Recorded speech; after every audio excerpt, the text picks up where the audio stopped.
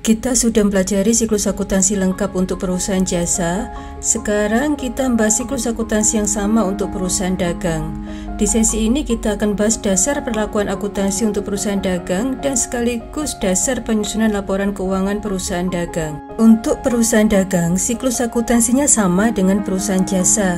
Jadi semua ini dimiliki juga oleh perusahaan dagang, atau dengan kata lain kita nanti tetap akan melalui siklus akuntansi seperti untuk perusahaan jasa. Di perusahaan dagang kita tetap menganalisis transaksi, menjurnal, posting jurnal ke buku besar, menyusun neraca saldo sebelum penyesuaian, membuat jurnal penyesuaian, posting jurnal penyesuaian ke buku besar, kemudian kita membuat neraca saldo setelah penyesuaian. Data dari neraca saldo setelah penyesuaian itu siap untuk dibuat laporan keuangan. Setelah kita membuat laporan keuangan, kita mempersiapkan data akuntansi untuk periode selanjutnya, yaitu dengan cara membuat jurnal penutup.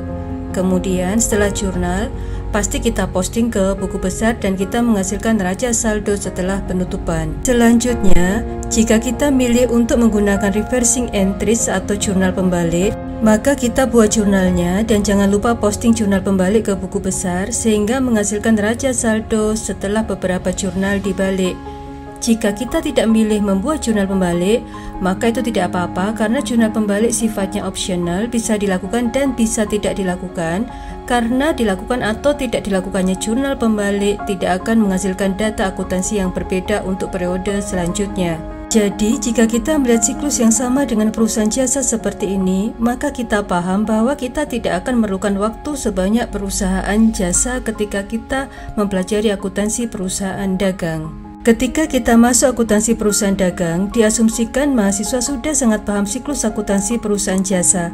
Jadi, ketika kita masuk perusahaan dagang, kita tinggal menerapkan siklus akuntansi ini di perusahaan dagang. Perbedaan hanya perlakuan di transaksi yang terkait dengan persediaan, di mana akun persediaan tidak ada di perusahaan jasa, karena persediaan adalah barang yang dibeli dan dijual kembali oleh perusahaan dagang, karena memang tujuan utama perusahaan dagang adalah membeli barang dan menjual kembali barang tersebut. Perusahaan jasa tidak memiliki transaksi seperti itu, karena yang dijual perusahaan jasa adalah jasa, bukan persediaan.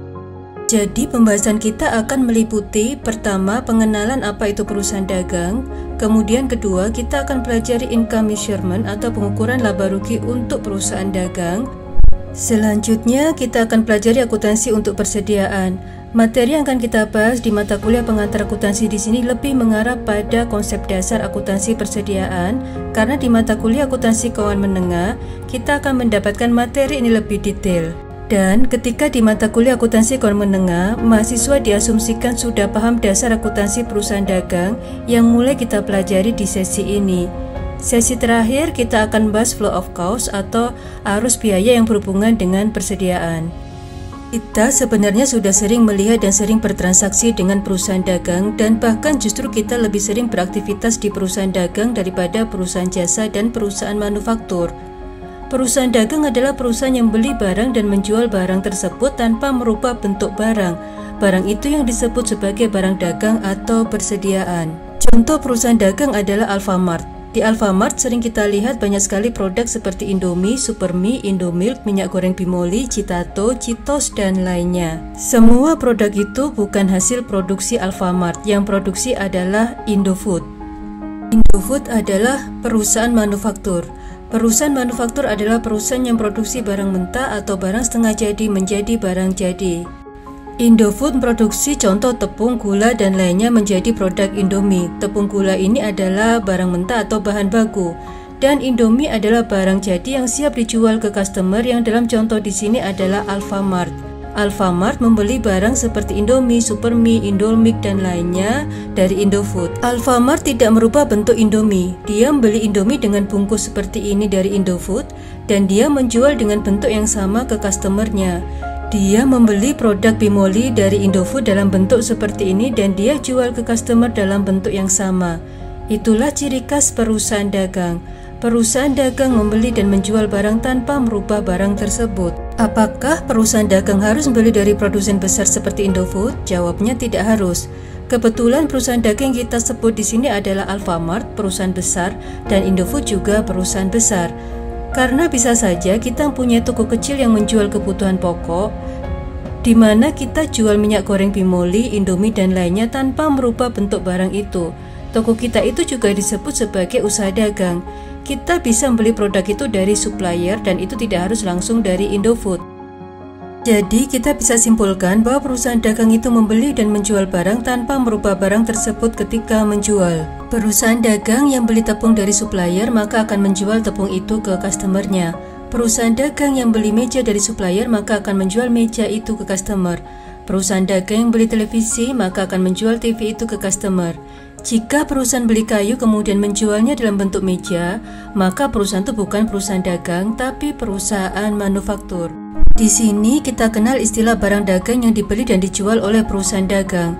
Barang dagang itu juga disebut sebagai persediaan atau inventory. Untuk perusahaan dagang, inventory sering disebut merchandise inventory atau persediaan barang dagang. Untuk perusahaan manufaktur, karena terdapat proses produksi, contoh proses mengolah bahan baku tepung dan lainnya menjadi Indomie, maka dia memiliki persediaan yang tergolong raw materials atau persediaan bahan mentah. Dia juga memiliki persediaan tergolong work in process atau persediaan barang setengah jadi dan finished good atau persediaan barang jadi. Akuntansi untuk perusahaan manufaktur akan kita pelajari di mata kuliah akuntansi biaya. Persediaan barang dagang atau merchandise inventory kita catat dengan akun bernama merchandise inventory atau inventory saja. Inventory ini kita laporkan di laporan posisi keuangan di kelompok current asset atau aset lancar. Kenapa aset lancar? Karena persediaan ini akan dapat dijual dalam periode tidak lebih dari 1 tahun atau tergantung siklus operasi normal perusahaan. Siklus operasi normal perusahaan atau normal operating cycle adalah lamanya waktu yang dibutuhkan perusahaan mulai dari membeli barang dagang dari pemasok, menjualnya kepada pelanggan secara kredit, sampai pada diterimanya penagihan piutang dagang atau piutang usaha. Jadi, jika terdapat persediaan yang biasanya normalnya dijual lebih dari 1 tahun, maka itu bisa dilaporkan sebagai aset lancar karena kita berpedoman pada siklus operasi normal perusahaan. Materi ini akan kita bahas di akuntansi keuangan menengah terkait dengan persediaan. Sekarang kita sudah paham ciri khas perusahaan dagang dan barang yang dijualnya yang disebut barang dagang atau persediaan barang dagang atau inventory. Sehingga kita bisa membayangkan contoh perusahaan dagang lainnya seperti Gramedia, Hartono Elektronik, Superindo, S Hardware. Perusahaan dagang jika berhasil menjual barang dagangannya maka akan terdapat pendapatan atau revenue. Untuk perusahaan jasa kita kenal istilah service revenue. Untuk perusahaan dagang, revenue itu disebut sebagai sales revenue atau cukup disebut sales. Di perusahaan jasa kita mengenal expense seperti salaries expense, utilities expense, supplies expense.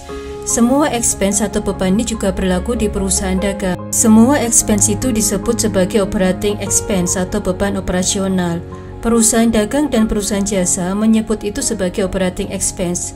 Nah, untuk perusahaan dagang ada satu lagi jenis expense yaitu cost of goods sold atau harga pokok penjualan. Harga pokok penjualan merupakan total beban atau biaya atas persediaan yang dijual selama periode waktu tertentu. Beban ini secara langsung berhubungan dengan pendapatan yang dihasilkan perusahaan dari barang yang dijual. Contohnya, kita menjual barang dagang dengan harga 1 juta rupiah ke customer. Apakah kita membeli produk tersebut dari supplier seharga 1 juta juga? Tentu tidak.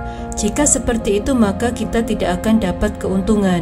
Biasanya kita membeli produk contoh dari Indofood seharga Rp800.000. Kemudian kita masih harus mengeluarkan biaya kirim dan kita juga ingin mendapatkan laba dalam persentase tertentu. Sehingga berdasarkan faktor-faktor itu, kita tidak mungkin menjual dengan harga 800.000. Kita harus memperhitungkan semua beban yang kita keluarkan dan kita juga harus perhitungkan laba yang ingin kita peroleh.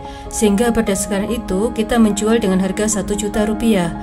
Jadi inilah gambaran mudah cost of goods sold atau harga pokok penjualan. Di ilustrasi ini kita bisa melihat perhitungan laba bersih atau net income perusahaan dagang. Jika di perusahaan jasa, perhitungan laba langsung dari service revenue dikurangi operating expense. Tapi di perusahaan dagang kita harus masukkan harga pokok penjualan atau cost of goods sold. Jadi, jika kita berhasil menjual barang dagang, maka itu masuk dalam sales revenue, kemudian sales revenue itu dikurangi cost of goods sold. Sales revenue dikurangi cost of goods sold menghasilkan gross profit atau laba kotor. Kemudian laba kotor itu dikurangi operating expense atau beban operasional sehingga baru menghasilkan laba bersih atau net income jika laba atau menghasilkan rugi bersih atau net loss jika rugi. Sekarang kita bahas siklus operasional perusahaan dagang. Namun sebelum kita membahas perusahaan dagang, kita mengingat lagi terlebih dahulu siklus operasional perusahaan jasa. Di perusahaan jasa, kas perusahaan digunakan untuk kegiatan operasional perusahaan, terutama untuk melaksanakan penjualan jasa. Jika customer membeli secara kredit, maka perusahaan akan memiliki piutang atau account receivable. Lalu customer melunasi piutang tersebut sehingga perusahaan akan mendapatkan kas, dan kas itu digunakan lagi salah satunya untuk mendapatkan penjualan dalam bentuk jasa. Di perusahaan dagang, siklus operasinya lebih panjang karena ada persediaan barang dagang yang dilibatkan. Dimulai dari perusahaan menerima kas, kemudian kas itu digunakan untuk membeli persediaan. Perusahaan juga masih harus memerlukan waktu untuk menyimpan persediaan barang dagang tersebut sampai menunggu barang itu dijual ke customer.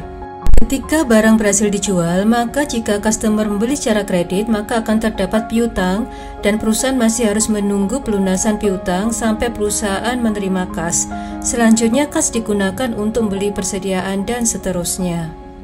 Sekarang kita membahas flow of cost atau arus biaya yang terjadi dalam perusahaan dagang yang pada akhirnya menghasilkan cost of goods sold. Kita mulai dari persediaan barang dagang awal atau yang disebut saldo awal persediaan barang dagang, disebut beginning inventory. Jumlah itu kita tambah dengan barang yang kita beli, cost of goods purchase atau harga pokok barang yang dibeli. Penjumlahan itu menghasilkan barang yang siap untuk dijual atau harga pokok barang tersedia untuk dijual atau cost of goods available for sale. Ilustrasinya simpel saja. Contoh, kita punya barang di toko berjumlah 100 unit, kemudian kita beli sejumlah 20 unit. Berarti di toko kita sekarang terdapat 120 unit barang yang siap untuk dijual ke customer. Jadi konsep ini sama dengan perhitungan di slide ini, hanya saja kita akan bahasakan dalam bentuk nilai uang. Kita kembali ke harga pokok barang tersedia untuk dijual di sini, yang kita kurangkan dengan persediaan akhir, maka itu akan menghasilkan cost of goods sold atau harga pokok penjualan. Harga pokok penjualan ini jika kita kurangkan dari nilai penjualan atau sales, maka akan menghasilkan gross profit atau laba kotor. Materi selanjutnya yang akan kita bahas adalah metode pencatatan persediaan yang terdiri dari dua metode, yaitu perpetual dan periodik. Perusahaan wajib milih salah satu metode ketika mencatat persediaan. Sehingga untuk materi selanjutnya kita akan berfokus terlebih dahulu pada metode pencatatan persediaan yang perpetual atau perpetual inventory system.